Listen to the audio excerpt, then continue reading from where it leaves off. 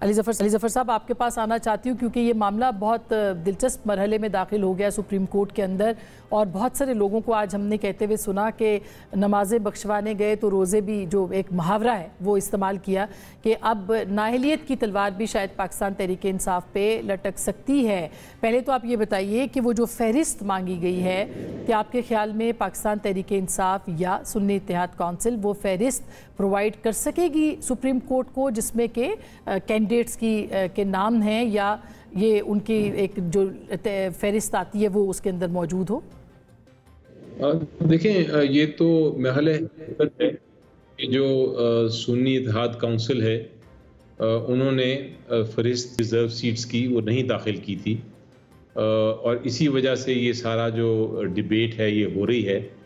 तो वो मेरा नहीं ख्याल कि अदालत फहरिस्त मांग रही है सुन्नी इत्तेहाद काउंसिल की।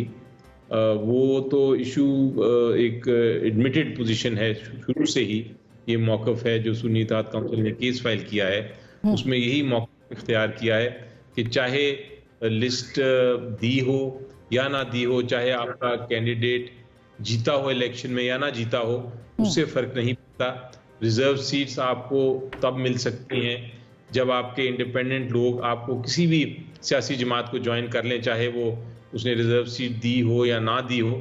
जब एक बार उसको ज्वाइन कर लेंगे तो फिर उनकी इंटाइटलमेंट या उनकी एक हक बन जाता है कि रिजर्व सीट्स उनको उसके मुताबिक मिले जितने लोग उनके कैंडिडेट्स को ज्वाइन किया है। तो ये जी अली ज़फ़र साहब, आज सुप्रीम कोर्ट में जो ज़ाहिर है आपने भी सुना ही होगा, सुप्रीम कोर्ट में चीफ जस्टिस साहब ने कहा कि अगर ख़वातीन या अक़लियतों की लिस्ट नहीं दी गई तो असरात होंगे। मसलन वो ये मानना चाह रहे हैं या लोगों के सामने लाना चाह रहे हैं कि इस मुकदमे से के लिए खुद सुन्नी इत्तेहाद कौंसिल ने जो भी लिस्ट पहले दी जा सकती थी वो नहीं दी, तो जब प्राइस बॉन्ड ही नहीं लिया तो रकम कैसे मिलेगी? ये ऑब्जर्वेशन मैंने सुनी थी चीफ जस्टिस साहब की, मैं मौजूद था। तो डिबेट ही ये हो रही है और आपने देखा है कि उस पर मुख्तलिफ जज साहिबान ने अपनी अपनी ऑब्जर्वेशंस दी। चीफ जस्टिस साहब ने ये कहा, लेकिन एक और तरफ ये एक रुख जो ले गया है केस, अब वो ये देखना चाह रहे हैं कि क्या ये जो फोर्स किया गया या मजबूर किया गया पीटीआई के कैंडिडेट्स को कि वो आज़ाद तरीके से इलेक्शन लड़ें, क्या ये इलेक्शन कमीशन ऑफ पाकिस्तान ने किया, अपने गलत फैसले के ज़रिए किया? तो अदालत ने वहाँ ऑब्जर्वेशन ये भी आए कि चूँकि हम लोगों का हक देख रहे हैं, हम सिर्फ पीटीआई का हक नहीं देख रहे, हम अवाम के हक की बात कर रहे हैं, तो हम ये देख सकते हैं कि अगर इलेक्शन कमीशन ऑफ पाकिस्तान ने गलत फैसला किया और उसकी वजह से ये सारा मसला क्रिएट हुआ, तो हम फिर सोर्स पे जाके उसको दोबारा दुरुस्त कर सकते हैं। ये भी एक पोजीशन दी गई है कुछ जज साहिबान की। जी सर, लेकिन आखिर में ये कहा गया है कि वो फहरिस्त जो है इलेक्शन कमीशन प्रोवाइड करे। इलेक्शन कमीशन ने ये कहा है कि नज़रियाती के तौर पर अगर कोई आई है तो उनको चेक करना पड़ेगा, लेकिन सुन्नी इत्तेहाद कौंसिल का आप खुद भी मान रहे हैं कि कोई फहरिस्त जो है वो नहीं दी गई थी। एक और जो कि दिलचस्प पॉइंट है, मैं थोड़ी देर पहले आपके दलाइल पुराने सुन रही थी जो सुप्रीम कोर्ट में आप भी दे रहे हैं, उस पर आप ये कह रहे हैं कि अगर इंडिपेंडेंट लिस्ट के ऊपर इलेक्शन हुआ तो कल को मखसूस नशिस्तों के लिए प्रॉब्लम हो सकता है। तो कैसे सर इस मामले को फिर आगे ले जाया जाएगा? देखें, अब ये फैसला तो अल्टीमेटली सुप्रीम कोर्ट का एक फुल बेंच बैठा हुआ है, सारे जज साहिबान है, फैसला तो उन्होंने करना है और दो फैसले करने हैं। एक फैसला ये करना है कि क्या ये मखसूस नशिस्तें जो हैं ये सुन्नी इत्तेहाद काउंसिल को जानी चाहिए। अगर तो उन्होंने कहा कि ये आइन के मुताबिक उनको जानी चाहिए, जो आइन की मेरा ख्याल है दुरुस्त तशरीह भी यही होगी, तो फिर तो मामला वहाँ ख़त्म हो जाएगा और इशू फिर पार्लियामेंट में जाने की ज़रूरत नहीं पड़ेगी। लेकिन दूसरा इशू ये है कि अगर वो सुन्नी इत्तेहाद काउंसिल को ये फैसला होता है कि सुन्नी इत्तेहाद काउंसिल को नहीं मिलनी, तो क्या ये नेक्स्ट सवाल ये है कि, और वो आप देख रहे हैं कुछ जज साहिबान वो भी पूछ रहे थे कि क्या फिर ये जो सीटें हैं ये फिर ऑटोमेटिकली उन पार्टीज को मिल जाएंगी जिनकी बेशक एंटाइटलमेंट शुरू में नहीं थी, यानी कि उनकी सीटें कम थी लेकिन उनको रिजर्व सीट ज्यादा मिल जाएंगी अपने हक से। क्या ये होगा या ये नहीं होगा? और फिर तीसरा सवाल है कि अगर ये नहीं होगा तो फिर इन सीटों का क्या होगा?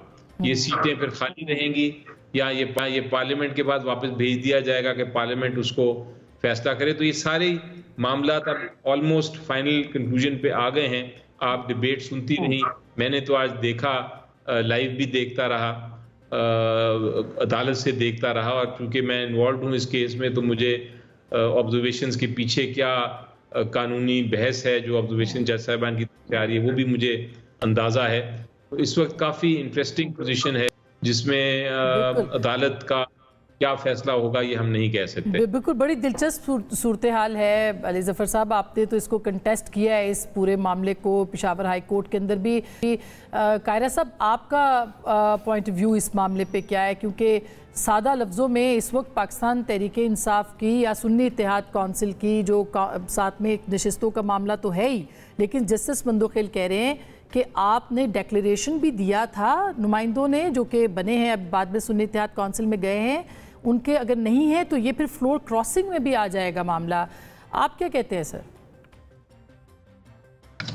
हाँ, मेरा ख्याल है कि जो मेंबरान जिन्होंने ये फैसला किया है वो इंडिपेंडेंट लड़े थे, वो किसी जमात के प्लेटफॉर्म से नहीं लड़े। अब ये नॉमिनेशन पेपर्स के ऊपर है, मुझे उसका पता नहीं है कि नॉमिनेशन पेपर में आपने किसी जमात का नाम दिया है या नहीं दिया। और वो जमात बहरहाल अगर उसको निशान नहीं भी मिला तो वो पाकिस्तान की एक रजिस्टर्ड जमात तो है, लेकिन अगर आपने इंडिपेंडेंट इलेक्शन लड़ा है आज़ाद मेंबर की हैसियत से तो फिर आपको किसी जमात को ज्वाइन करने में कोई हर्ज नहीं है, उसमें तो कोई अमर माने नहीं हो सकता, मेरा ख्याल है। लेकिन ये फैसला होगा उनके डिक्लेरेशन पे जब उन्होंने नॉमिनेशन फाइल। वो शायद पीटीआई नजरियाती के डिक्लेरेशंस हैं जो अभी तक की इत्तला है, अगर मैं गलत हूँ तो अली ज़फ़र साहब मुझे करेक्ट कर सकते हैं। वो पीटीआई नजरियाती के डिक्लेरेशंस, वो भी उसका भी फिर ये होगा कि अगर पीटीआई नजरियाती के डिक्लेरेशन था तो अगर तो पीटीआई उनके साथ मर्जर कर लेती पीटीआई नजरियाती तो एक और सूरत होती, और अगर मेंबरान ने इंडिविजुअल फैसला किया है तो वो फैसला बिल्कुल उस मामले में हिट कर जाएगा जिस तरह जज साहब ने कहा। बट ये मेरा ख्याल है, मुझे क्योंकि डिटेल का पता नहीं है फैक्ट्स का, लिहाजा मैं अपनी अजम्पशन की बात कर रहा हूँ मेरी समझ के हद तक। जहां तक ताल्लुक ये है, अली ज़फ़र साहब फरमा रहे हैं, ये हमारे बड़े आला कानूनदान है और ये अपना केस भी लड़े हैं इससे पहले भी। अब सवाल ये है कि इनकी जमात का तो इंटरेस्ट ये है ना जो ये फरमा रहे हैं। मसला ये है कि जिन जमातों को ये सीटें दी गई हैं, सुन्नी इत्तेहाद कौंसिल को तो ये मिल नहीं सकती। सुन्नी इत्तेहाद कौंसिल की तो इलेक्शन में अपना कंटेस्ट ही नहीं है, उसका तो कोई कैंडिडेट ही नहीं है, उसका तो अपना सरबराह अपनी जमात के टिकट पे इलेक्शन नहीं लड़ा, सो वो तो कंटेस्ट करने वाली जमात की कैटेगरी में नहीं आती। अब ये स्पेशल सीटें देनी कैसे हैं और किसको देनी है? ये देनी उसको है उन जमातों में। आइन का जो लफ्ज है वो ये है कि खवातीन और माइनॉरिटीज की सीट्स उन जमातों में जो इलेक्शन लड़ी उस तनासब से, जिस तनासब से उनकी सीटें हैं उस तनासब से उनको उनमें तकसीम कर दी जाएंगी। और वो तनासब क्या होगा? सो इसमें दो प्रिंसिपल तय होने हैं। एक ये कि कौन सी जमातें हैं जो इलेक्शन लड़ी और उनकी सीटें आई या उनको लोगों ने ज्वाइन किया, दोनों सूरतों में। और अगर ज्वाइन कर लिया तो फिर भी वो क्वालिफाई कर जाते हैं। और उनका तनासुब क्या है? तनासुब निकलना है कि जो जमातें हैं उनके टोटल जो मेंबर जीत के आए हैं वो कितने हैं, ये टोटल हाउस का तनासुब नहीं निकलना, उनके मेंबर कितने हैं और स्पेशल सीटें कितनी हैं, जितना प्रोपोर्शनल, यानी फर्ज करें 4 जमातें हैं, मतलब ये प्योरली बिल्कुल प्योरली इसी तरह 30%, एक को 10%, इस तरह की सीटें आई हैं जी। तो जो स्पेशल सीटें हैं वो उसी तनासब से तकसीम होनी है। आइन बड़ा वाज़ेह तौर पे ये कह रहा है।